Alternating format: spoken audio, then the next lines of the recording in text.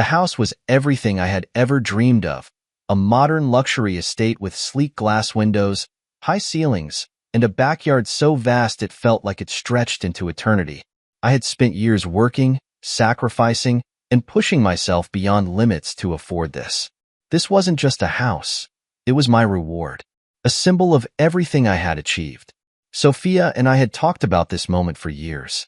Moving into our own place, building a future, enjoying the privacy that came with owning a home. It was supposed to be our fresh start. But just a day before the housewarming, she hit me with something that made my stomach turn. My parents and my sister, Claire, are moving in with us, she declared, arms crossed, voice steady. At first, I thought I had misheard her. The words hung in the air like smoke, suffocating me as I processed them. I turned to face her, searching for any sign that she was joking. "You didn't even ask me," she scoffed, rolling her eyes. "Your opinion doesn't matter. It's final." Something in me snapped, not just because of what she said, but how she said it. Cold, dismissive, as if I were just an afterthought in my own home. I had known for a long time that Sophia had a controlling streak. She liked things done her way, on her terms. But this was something else. This was her treating me like I didn't even exist. "You didn't think to consult me before making this decision?" I asked, voice calm but laced with anger. She sighed, as if I was an inconvenience. "What's the big deal? It's my family. They need a place to stay, and we have plenty of room." I clenched my jaw. "That's not the point, Sophia. This house was supposed to be ours, not a free-for-all for your family." She folded her arms, eyes narrowing. "So what? You don't want to help my parents? After everything they've done for us?" I nearly laughed at the irony. Everything they've done for us? What had they done for us? Her father, Richard, had spent years treating me like a second-class citizen. Her mother, Evelyn, had never disguised her belief that Sophia had settled when she married me. And Claire? Claire was a leech, a 35-year-old divorcee who had never worked a real job in her life, hopping from one failed relationship to another, always looking for a place to crash. And now they were all moving in. I took a deep breath, trying to keep my anger in check. "No, Sophia, this isn't happening." Her lips curled into a smirk, as if she had already anticipated my reaction. "It already is. They're arriving tomorrow." I stared at her, my pulse hammering in my ears. Tomorrow. She had already arranged everything without even telling me. That was the moment I realized the truth. I had never been in control.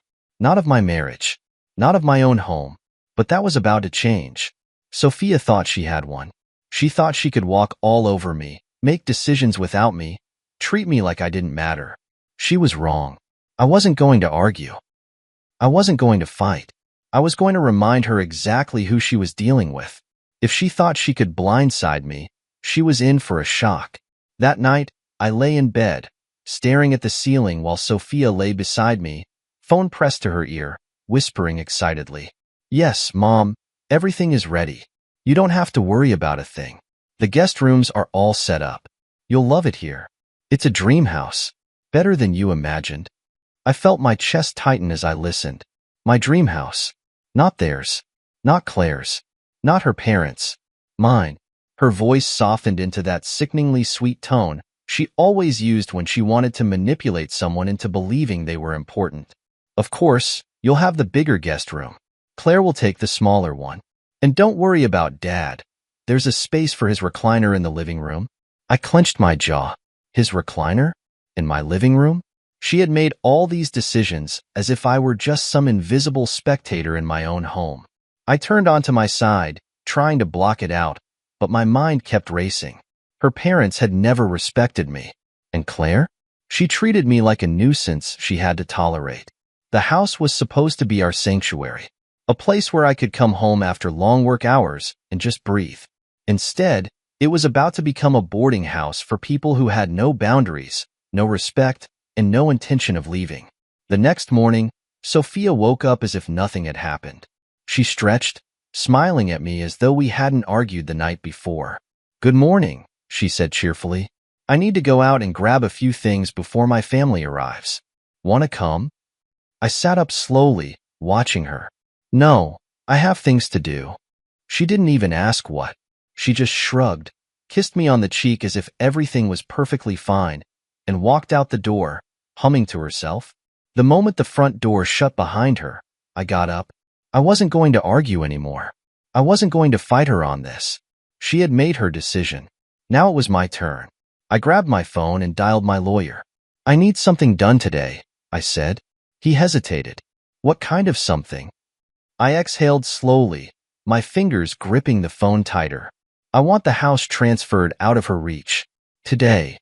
Are you sure about this? He asked. I let out a bitter chuckle. More than ever. All right, he said. I can draft the paperwork immediately. I just need your signature. Good. I'll be there within the hour. After hanging up, I made a second call. This one was to a luxury real estate agent. I need my house staged, I said. Staged? The woman on the other end sounded confused. Are you thinking of selling? I don't just think I'm selling, I said, my voice calm. I want potential buyers ready to go. The sooner, the better. There was a pause. We can arrange that. But are you sure? I'm sure. When I hung up, I leaned back in my chair, exhaling. For the first time since Sophia had dropped this bombshell on me, I felt something close to peace. Because for the first time in this marriage, I was making a decision that she wouldn't see coming. By the time Sophia returned home, everything was already in motion. She waltzed in carrying shopping bags, grinning like the queen of the castle. I got new sheets for Mom and Dad's room, she said, holding up a set of expensive linen, and some new towels for Claire. She was so sure she had one. I just nodded, watching her, letting her believe she was in control. You're being awfully quiet, she teased, setting the bags down. Still mad about yesterday? I smiled. Not at all. She blinked, clearly thrown off by my response. Oh, well good. I know you'll come around once they move in. I kept smiling. She didn't know. She had no idea what was about to happen. She thought she had everything planned, thought she had backed me into a corner. But she was about to learn the hard way that she had never truly known who she was married to. I woke up early the next morning, not out of habit, but because my mind was already racing with everything I needed to do. Sophia was still sleeping, her breathing slow and even, completely unaware that the world she thought she controlled was about to be pulled out from under her. I didn't waste time. I slipped out of bed, grabbed my phone, and walked out to the balcony where the crisp morning air did little to cool the fire burning inside me. I dialed my lawyer's number, my fingers steady despite the storm inside me. He picked up on the second ring. Morning. I've got the paperwork drafted. You just need to come sign it. Good, I said, staring out at the vast backyard. I'll be there soon. Once this is done, he added, she won't have any claim to the property, no matter what she says or tries. Everything will be legally locked down under your name alone. Perfect. After hanging up, I made my next call. Is this the real estate agency? A woman's voice answered, smooth and professional. Yes, sir. How can we assist you today? I need my house staged for sale. Immediately. There was a brief pause, followed by a careful, are you sure? That's a pretty big decision. I exhaled slowly. Trust me, I'm sure. All right, she said. We can have a staging team at your house today, and I'll arrange for high-profile buyers to view the property by the weekend. Do it. As soon as I hung up, I turned around to head back inside, only to find Sophia standing in the doorway, her arms folded. For the first time in days, I felt something stir inside me. Not fear, not hesitation, but satisfaction. Because she had no idea. You're up early, she said, tilting her head. Yeah, I replied easily. Had some things to handle. Her eyes flickered with curiosity, but she let it go. Well, since you're up, help me bring in the furniture Dad's having delivered today. I clenched my jaw but kept my expression neutral. Furniture? Yeah, she said with a grin. He's bringing his recliner and a couple of pieces from their house that he wants in the living room. I almost laughed. Her father was moving his own furniture into my house, as if it were his to redecorate. Sophia didn't even notice my silence as she grabbed her coffee and started scrolling through her phone. Claire's so excited to move in, she murmured. She's already talking about how she's going to set up her room. Her room. Not the guest room. Her room. As if she lived here. I sat down across from her, watching her carefully. You really went ahead and made all these decisions without talking to me. She barely looked up. Because I knew you'd complain. And I wasn't in the mood to argue. I studied her, my stomach twisting. She really believed she had the right to do this. She had convinced herself that my opinion, my comfort, didn't matter. And that was exactly why I wasn't going to tell her anything. Let her think she had one. Let her keep planning her little takeover of my home. She had no idea that by the end of this, she wouldn't even have a house to fight over. Fine, I said, standing up. I'll help with the furniture. She smiled, completely oblivious to the storm building right under her feet. That afternoon, while Sophia was out running errands, I drove straight to my lawyer's office. The paperwork was already laid out on the desk when I arrived. Once you sign this, my lawyer said, she has no legal footing to claim any part of the property. You'll have full ownership, and if she ever tries to challenge it, she won't have a leg to stand on. I picked up the pen without hesitation and signed my name. It was done. The house was officially and legally mine. By the time I left the office, I had one last thing to handle. I called the staging team. Are you at the house yet? Yes, sir, the woman on the other end said. We're setting up now. By this evening, your home will look market ready. Would you like us to put up a for sale sign as well? I thought about it for a second, and then I smiled. Yes, make it big. By the time Sophia returned home that evening, the transformation was complete. I watched from the kitchen as she pulled into the driveway, her car slowing to a crawl. Even from inside, I could see the confusion spread across her face as she took in the massive, for sale, sign standing proudly on our front lawn. Her mouth fell open, her head snapping toward the house, where staging furniture filled the living room. I stepped onto the porch, my hands in my pockets, as she stumbled out of the car, her eyes wide. What the hell is this? She breathed. I smiled. Something I didn't feel the need to ask your opinion about. She turned to me, her expression shifting from shock to fury. This is a joke, right? I shrugged. I thought you said my opinion doesn't matter. So, I made the decision without you. For the first time since she blindsided me with her family's move-in plans, I saw something on her face that I hadn't seen in a long time. Panic. Where? She started, her voice shaking. Where are we supposed to live? I took a step closer, dropping my voice to a casual tone. That's not my problem, is it? Sophia's hands curled into fists, her whole body trembling. You. Her words cut off as another car pulled into the driveway. Her parents. And Claire. With their luggage. The perfect timing almost made me laugh. Her father stepped out first, looking around in confusion. What's going on? What's with the sign? Her mother's face twisted. Sophia, what is this? Claire's eyes narrowed. Wait, are we not moving in? Sophia whipped around to face me, her eyes blazing. Tell them it's a mistake. Tell them. I tilted my head. It's not a mistake. Sophia's breathing was ragged now, her face twisted with rage. She had spent so much time believing she controlled me that she never even considered the possibility that I could flip the script. You're going to regret this, she hissed. I let out a breath, feeling lighter than I had in years. I already feel better than I have in a long time. Sophia's face turned a dangerous shade of red. Her fists clenched so tight that her nails dug into her palms. She was struggling to process what was happening. Her mother's sharp voice cut through the tension. Sophia, what is this nonsense? Her father was still looking around in confusion, trying to make sense of the for sale sign standing tall in the front yard like a final judgment. Claire, arms crossed, had a smug smirk on her face, as if enjoying the chaos. I stood there, calm, watching them unravel. Sophia spun back to me, her eyes wild. This is a joke, right? Some kind of sick prank? I leaned against the porch railing, casually tucking my hands into my pockets. No joke. The house is for sale. The staging team finished earlier today, and buyers will start coming through this weekend. Her mouth opened and closed, her voice shaking with disbelief. You wouldn't dare. I raised an eyebrow. I already did. A stunned silence filled the driveway. Her father, Richard, took a step forward, his face reddening. "What the hell are you playing at, son? We're supposed to be moving in today." I smiled, tilting my head. "And whose decision was that?" Richard's jaw tightened. "Sophia told us everything was set, that we'd be welcome here." I let out a short laugh. "Yeah, she told you. She didn't ask me. And that's the problem, isn't it?" Sophia's mother, Evelyn, let out a dramatic gasp, clutching her pearl necklace like I had just announced I was burning the house down for fun.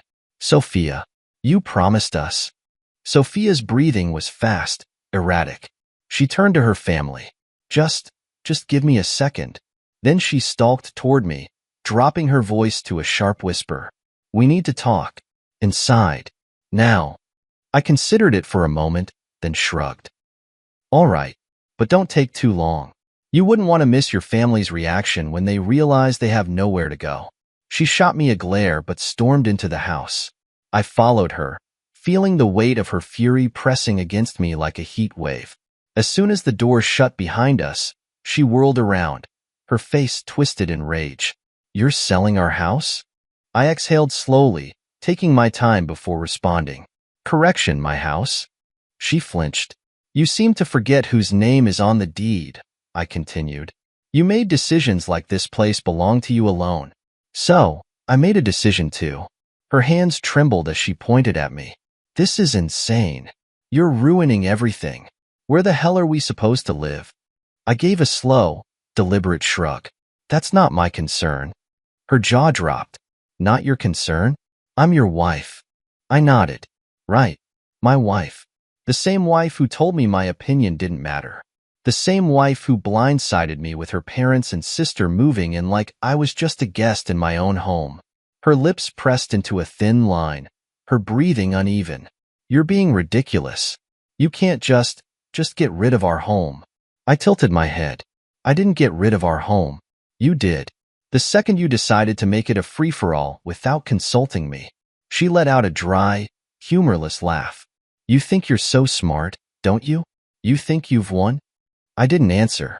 Instead, I pulled my phone from my pocket, tapping on the screen before holding it up. A voicemail.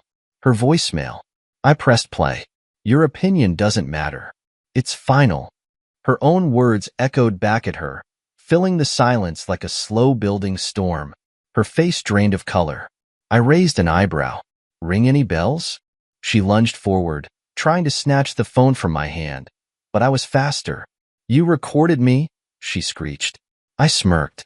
"Don't dish it out if you can't handle it, sweetheart." Her whole body trembled. "This isn't over." I pocketed my phone. "Oh, but it is. The paperwork's done. The house is going on the market. And in case you were wondering, you won't be seeing a dime from it." Her voice cracked. "What?" I nodded. "You heard me. Legally, this house is mine. I signed the papers today. You? You're just a tenant waiting for eviction." Her breath came in short, panicked bursts. "You wouldn't." I gave a slow, satisfied nod. "I already did." Just then, there was a loud knock at the door. Claire's voice rang out from the other side. "Sophia? Mom and Dad are freaking out. What's going on?" Sophia looked at me, pleading now. "We can fix this. We can figure something out." I shook my head. "There's nothing left to fix." I walked past her, opening the door. Claire was standing there, arms crossed, while her parents stood behind her, their luggage at their feet. Richard stepped forward, looking furious. "All right, enough of this nonsense. Where are we staying?" I took a slow breath and let my answer roll off my tongue with satisfaction. "Not here." Evelyn let out a gasp like I had slapped her. Claire's smug look vanished. Richard's face darkened. Sophia was shaking. "Please, we can talk about this. Just tell them it's a misunderstanding." I glanced at her. Then, turning back to her family, I took one step forward and spoke clearly. "There is no misunderstanding. This house is for sale. You are not welcome here." Sophia's mother clutched her chest like she was about to faint. "You can't just do this." I smiled. "I already did." Richard gritted his teeth. "This isn't over." I laughed. "Actually, it is. Then I stepped back inside and shut the door in their faces. For the first time in years, I felt something close to freedom. The moment the door shut, a heavy silence filled the house. For the first time in years, I had the final say. No arguments. No compromises. Just a clean, clear decision. They weren't welcome here. I turned around slowly, watching as Sophia stood frozen in place, staring at the door like she was expecting it to open again. Like her parents would barge back in and demand their space. But I had shut them out, literally and figuratively. Her eyes darted to me, wild with disbelief. You just shut the door on my family. I leaned against the wall, arms crossed. That's right. And it's going to stay shut. Her breaths came fast, her chest rising and falling as she processed what had just happened. I could see the gears in her head turning, trying to figure out her next move. But for the first time, she wasn't the one holding the power. You can't do this, she said, her voice uneven. You can't just kick my family out like they don't matter. I exhaled slowly, shaking my head. You're right about one thing. I can't just kick them out. I took a step forward, lowering my voice. Because they were never supposed to be here in the first place. She blinked rapidly, struggling to come up with an argument. I was just trying to help them. They needed a place to stay. I let out a short laugh. And you didn't think to ask me first? The man who actually owns this house? She opened her mouth, then shut it. Her silence said everything. You made a decision, I continued, my tone calm but firm. And so did I. You didn't respect my say in this house, so I made sure you don't have one anymore. Her whole body trembled with anger. You think you've won? I tilted my head, smirking. Oh, I don't think I've won. I know I have. Sophia clenched her jaw, fists shaking. You're going to regret this. I shrugged. Maybe, but right now, I feel better than I have in years. Just then, her phone rang. The shrill sound cut through the thick tension. She hesitated, glancing at the screen, then back at me. I already knew who it was. Her mother, her father, Claire, the freeloaders, probably demanding an explanation. Probably screaming at her for not controlling me like they expected her to. She let the phone ring. Good. She knew they had nothing left to say that could change what I'd done. I watched as her fingers curled around the device before she shoved it into her pocket and turned away. She stormed toward the kitchen, her footsteps sharp against the floor. I followed. She yanked open a cabinet, grabbing a glass and slamming it on the counter before filling it with water. Her hands were shaking as she lifted it to her lips. I leaned against the doorway, watching her. What's the next move, Sophia? Gonna tell me you want a divorce? She paused mid-sip, her back going rigid.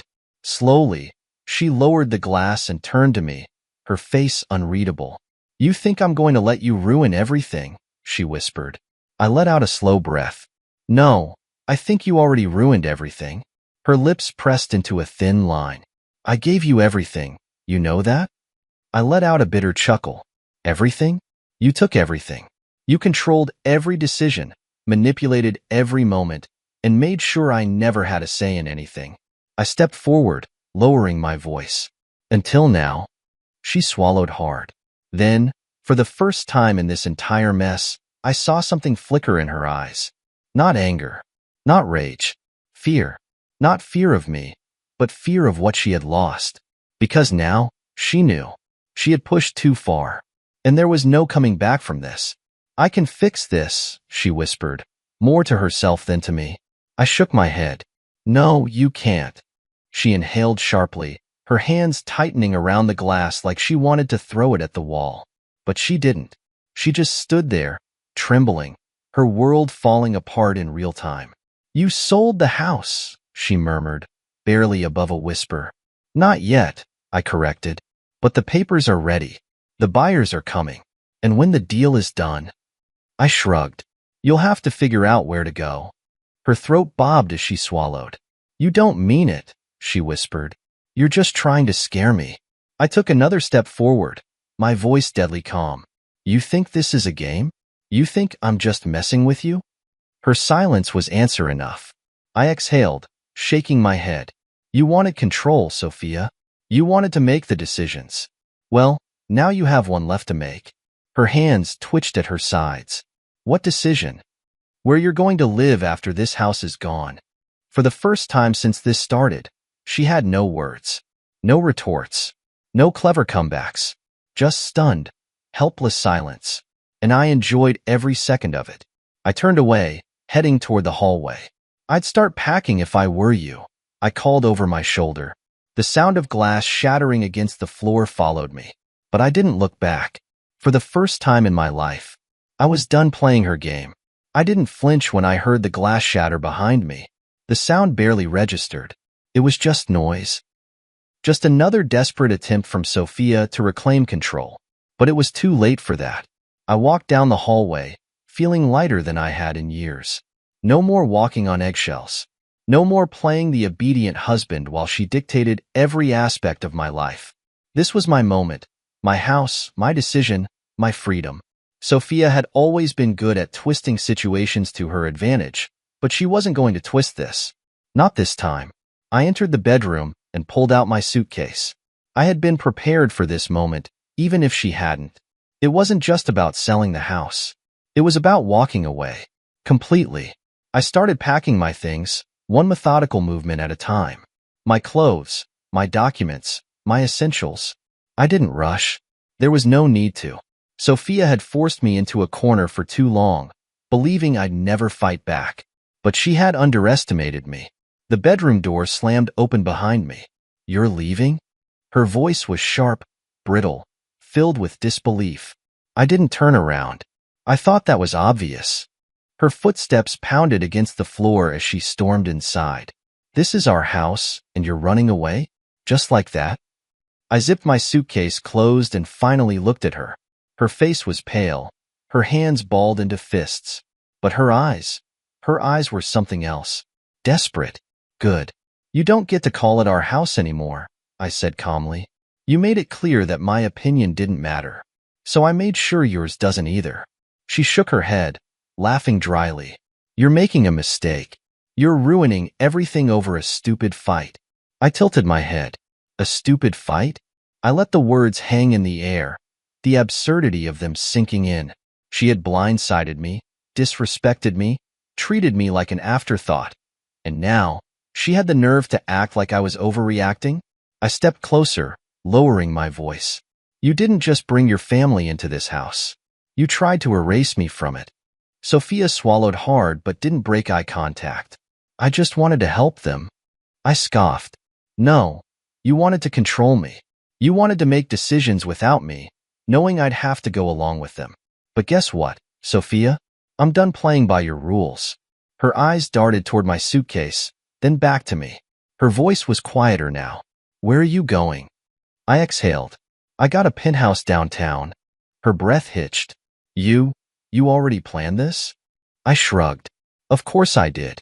Unlike you, I don't make life-altering decisions on a whim. A flicker of panic crossed her face. So, that's it? You're just leaving me? I studied her, really looked at her. The woman standing in front of me wasn't the same woman I had fallen in love with years ago. That version of her, the one who once cared, once respected me, had disappeared a long time ago, replaced by this selfish, manipulative version who believed she could walk all over me without consequences. I sighed. I don't think I ever really had you, Sophia. Not in the way that mattered. Her lip trembled.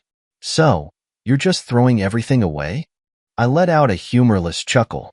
No, I'm walking away from something that was already broken. She stood there, silent, her eyes darting back and forth like she was searching for a way to stop this, a way to fix it. But there was nothing left to fix. I don't believe you, she whispered. You're doing this to scare me. You want me to beg you to stay. I raised an eyebrow. Do I look like I'm bluffing? She swallowed, but didn't answer. I picked up my suitcase, walking past her without another glance. Sooner or later, you're going to regret this, she called after me. I paused at the doorway and turned slightly. You should start packing too. Then I walked out.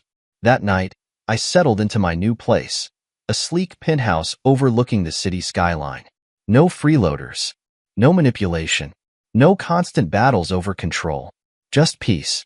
I poured myself a glass of whiskey and stepped onto the balcony, feeling the cool night breeze against my skin. For the first time in a long time, I felt like myself again. My phone buzzed.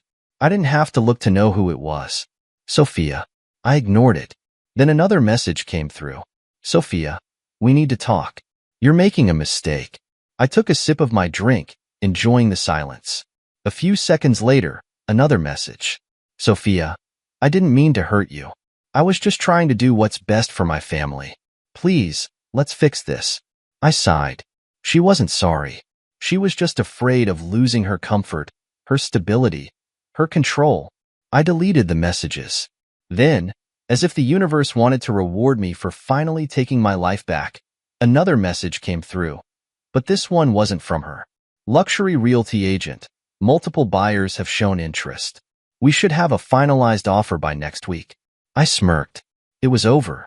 Sophia had spent years treating me like an afterthought, assuming I'd always be there, always bending to her will. She was wrong. And now? She was about to find out what life looked like without me in it. The next morning, I woke up feeling something I hadn't felt in years, clarity. No tension, no forced compromises, no waking up to a life I never agreed to. Just silence. My new penthouse was still mostly unfurnished, but it already felt more like home than the house I had left behind. It was mine, completely mine. No one wanted guests, no overbearing in-laws plotting their invasion, and most importantly, no Sophia trying to control my every decision. I made coffee and stood by the floor-to-ceiling windows, watching the city come to life. Cars zipped through the streets below, pedestrians hurried along sidewalks, people moving forward with their lives. And for the first time, I was doing the same.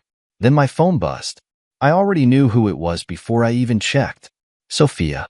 Her name glowed on my screen like a desperate beacon, a reminder of the life I had left behind.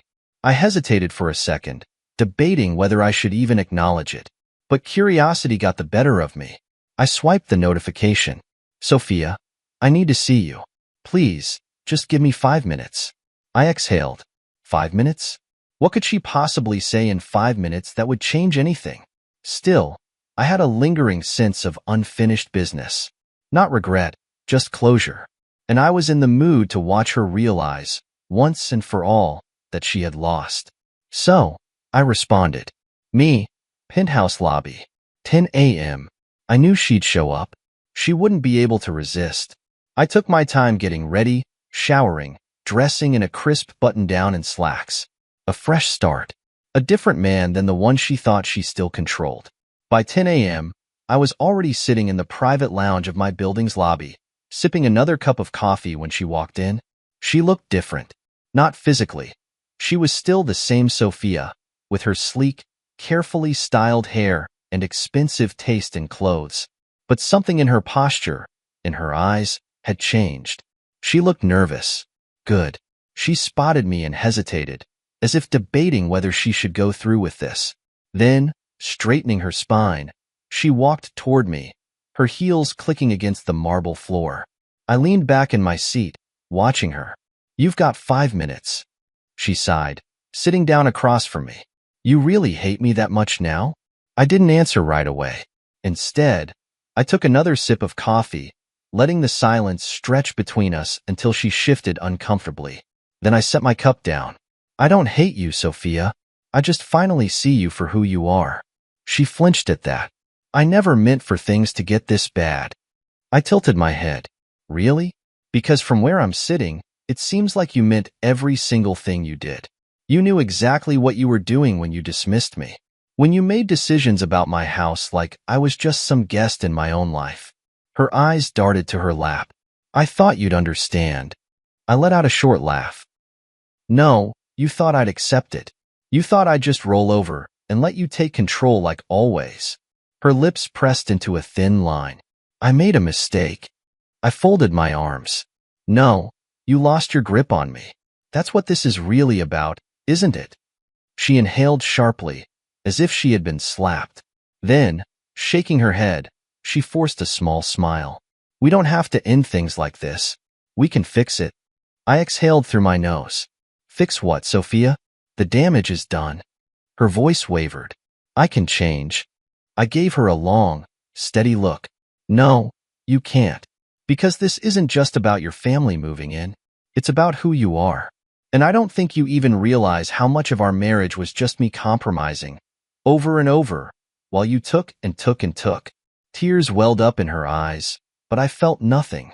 You're really done with me? She whispered. I didn't hesitate. Yes. Her face crumpled, and for a brief second, I saw the vulnerability, the realization that she had truly lost me. I let out a slow breath. You gambled, Sophia. You bet on the idea that I'd never fight back, that I'd always let you win. But you lost. She blinked rapidly, wiping her eyes. I don't know where to go. My parents, they don't have anywhere either. I tilted my head. Not my problem. She let out a shaky breath. I don't even recognize you anymore. I nodded. That's because the man you thought you knew doesn't exist anymore. She opened her mouth to say something else, but I was already standing up, reaching into my pocket. I pulled out a white envelope and placed it on the table in front of her. Her eyes flickered with confusion. What's this? Divorce papers, I said simply. Her breath hitched. You already filed? I nodded. All I need is your signature. Her hands trembled as she picked up the envelope. She looked up at me. One last desperate attempt written all over her face. You're really walking away from everything? I exhaled. You walked away first, Sophia. I just finally caught up. She swallowed hard, then slowly nodded. Okay. I turned to leave, but just as I reached the door, she called after me.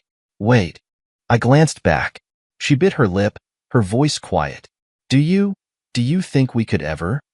No, I said before she could finish, and with that, I walked away. This time, I didn't look back. This time, I was free. I walked out of the building, feeling the weight of the past finally lift off my shoulders. The moment I stepped into the fresh air, it was as if I could finally breathe again. No more fighting. No more power struggles. No more waking up to a life where I felt like a stranger in my own home. It was over. Sophia was behind me now, a chapter closed. The city buzzed around me, indifferent to the personal war I had just won. Cars honked, pedestrians rushed past, conversations overlapped in a symphony of city life. I blended into the crowd, just another man moving forward. And that's exactly what I planned to do. My phone vibrated in my pocket. I pulled it out, expecting another desperate message from Sophia. But it wasn't her. It was my real estate agent. Luxury realty agent. Good news. We have 2 solid offers already.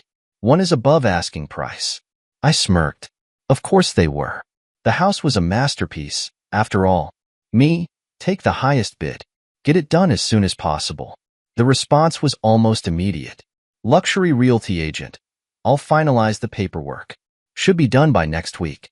That was it. The house that Sophia had once paraded as her kingdom, gone. A few months ago, the thought of selling it would have felt like a defeat. But now, it felt like victory. That house had been a cage, a monument to every compromise I had made for someone who never valued me. Letting it go was the final step in reclaiming my life. I slipped my phone back into my pocket and hailed a cab. Where to? The driver asked. I hesitated for only a moment before saying, downtown, the penthouse district. He nodded and pulled into traffic. As the city passed by, I leaned against the window, letting my thoughts drift. Sophia had tried to break me. She had assumed that I would stay, trapped, compliant, forever adjusting to her whims. She was wrong. And now?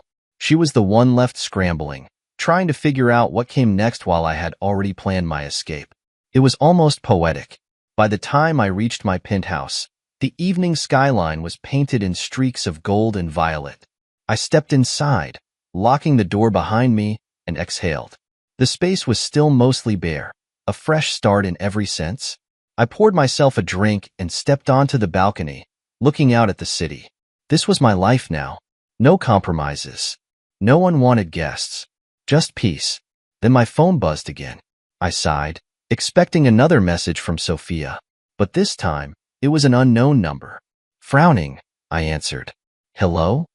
A pause. Then a voice I hadn't expected. You really sold the house? It was Claire. I leaned against the railing, raising an eyebrow. What do you want, Claire? A sharp inhale. You're really not going to help my sister? Not even a little? I almost laughed. The audacity. You mean the same sister who told me my opinion didn't matter? The same sister who planned to move you and your parents into my house without asking me? That sister? Claire clicked her tongue. Look, I get it. You're pissed? Pissed? I repeated, amused. Claire, I'm not pissed. I'm free. She scoffed. Wow, so you just up and left? Just like that? I smirked. No, Claire. I didn't just up and leave. I gave Sophia exactly what she wanted. Claire was quiet for a long moment. Then she sighed. She's a mess, you know. She doesn't know what to do. I shrugged. Not my problem. You really don't care? I took a sip of my drink, enjoying the silence before answering. No, Claire. I really don't. Another long pause. Then a bitter chuckle. You're not the same guy I met years ago.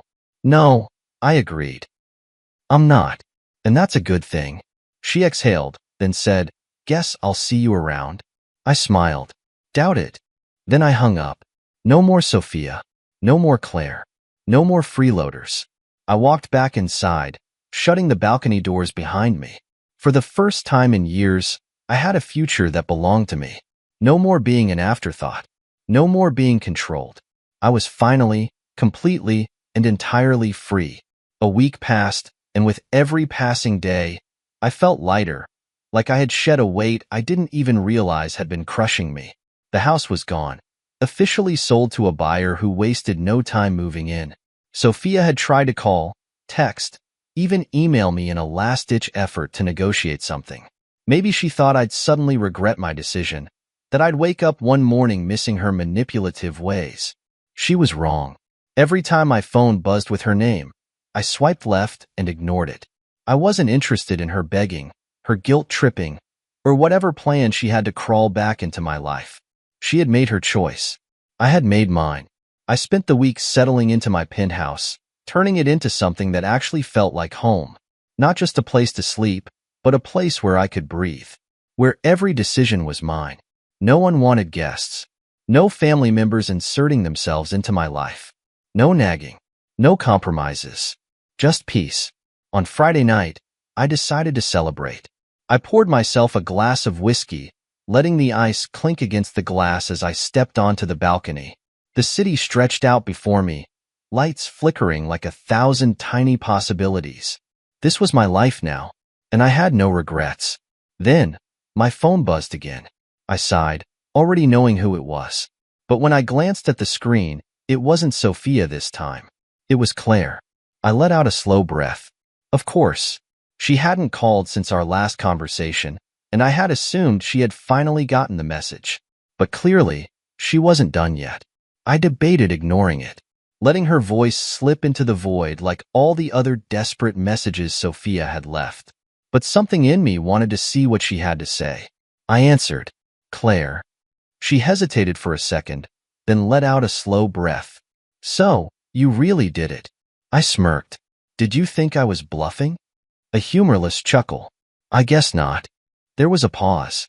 Then, in a softer tone, she said, You know, Sophia's been a wreck. I rolled my eyes. And this is supposed to make me feel bad? Just thought you should know. Well, I don't care, I said simply. She made her bed. Now she has to lie in it. Claire let out a small laugh, but there was no amusement in it. God, you really changed. Good. Another pause. Then she exhaled sharply. She moved in with my parents, you know. All three of them are in some tiny apartment now, arguing nonstop about whose fault it is. I smirked. Sounds like a fun time. Claire was quiet for a moment before she said, She told me she still thinks you'll come back. I let out a low chuckle. Then she's more delusional than I thought. You're really done with her, huh? I exhaled slowly, staring out at the city. Completely. Silence stretched between us. For the first time, Claire wasn't pushing, wasn't guilt-tripping, wasn't trying to spin some narrative where I was the villain. She just sighed. Well, good luck, I guess. I raised an eyebrow. That's it. A dry laugh. What do you want me to say? That I'm mad? That I hate you for leaving my sister? Because, honestly, I don't blame you. That caught me off guard. Really? Yeah, she admitted. I mean, don't get me wrong. I never thought you'd actually grow a spine and leave her, but I get it. She was exhausting. I just never thought you'd be the one to walk away. I smirked. Neither did she. Claire let out a low whistle. Well, you did it. And now she's miserable. So, congratulations, I guess. I laughed. I don't need your congratulations, Claire. She sighed. Yeah, I figured. Anyway, I won't bother you again. Just take care of yourself. I nodded, even though she couldn't see me. You too. Then I hung up. That was it. The final loose end tied up. Sophia had officially lost, completely and utterly. She had played the game, thought she had everything under control, but she had underestimated me. I finished my drink and leaned back against the railing, letting the night air wash over me. No more phone calls. No more manipulation. Just me. The next morning, I woke up feeling lighter than I had in years. No tension, no anger simmering beneath the surface, no waking up next to someone who made me feel like a stranger in my own home. I took my time making coffee, standing in my penthouse kitchen, watching the sunrise over the city skyline. I wasn't in a rush. I had all the time in the world now. For the first time in years, I wasn't living on someone else's schedule, wasn't adjusting my life to fit into someone else's vision. This life was mine, and mine alone. The house was sold. The paperwork was finalized. The last phone call with Claire had been nothing more than confirmation that Sophia's reign over my life was over. And I felt nothing about it. No regret, no sadness, no second-guessing. I had made the right choice. Halfway through my coffee, my phone buzzed. For a moment, I debated ignoring it. Anyone who still had my number wasn't anyone I needed to hear from. But curiosity got the better of me, and I glanced at the screen. Unknown number. I almost rolled my eyes. I already knew who it was. I let it go to voicemail. Not even 5 seconds later, another buzz. This time, a text. Unknown. Pick up, please. I sighed, setting my coffee down. I should have blocked her number by now. Maybe part of me had left it open, just to see how far she would go. Another buzz. Unknown. I need to see you. Just one last time. Please. I scoffed. How many times had I given her chances? How many times had she dismissed me, pushed me aside, made me feel like my opinions, my existence, didn't matter? And now she wanted to see me? No, I wasn't that man anymore. I deleted the messages. A few minutes later, my phone buzzed again. Voicemail. Against my better judgment, I pressed play. Her voice came through, shaking, desperate. Please, just hear me out. I don't know what else to do. I know I screwed up. Okay? I know I took things too far. But I need to talk to you. Just once. A pause. A shuddering breath. Then, softer. I miss you. I shut the message off. I didn't feel anything.